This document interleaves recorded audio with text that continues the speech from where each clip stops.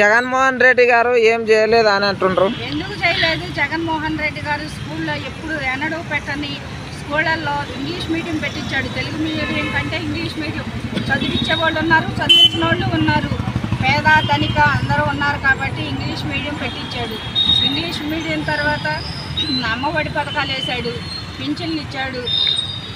ఇంకా 45 ఏళ్ళకి 18,500 వేసాడు.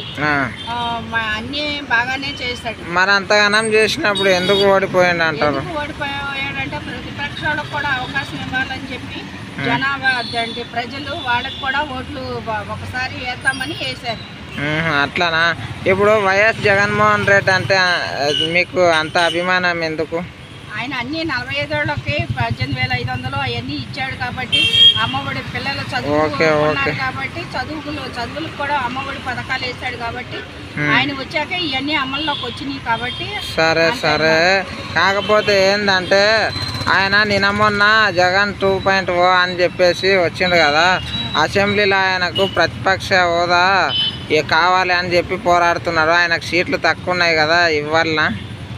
ఇవ్వాలి, ఇవ్వకోకుండా ఎట్లా? ఆయనకు సీట్లు లేవు కదా, అర్హత లేదు.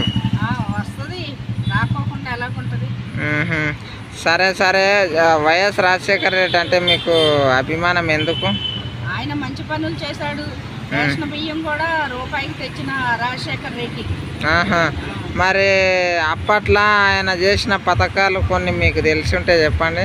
ఆయన చేసిన పథకాలు ఇప్పుడు చాలా ఏళ్ల క్రితం కదా, ఇప్పుడు మనకి అన్ని ఏం చేశాడని గుర్తుపెట్టుకుని అన్నీ చేశాడు.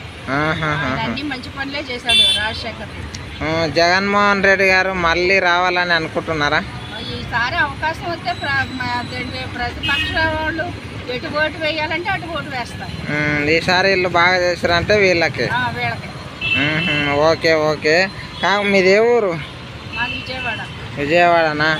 Nice. Thank you so much.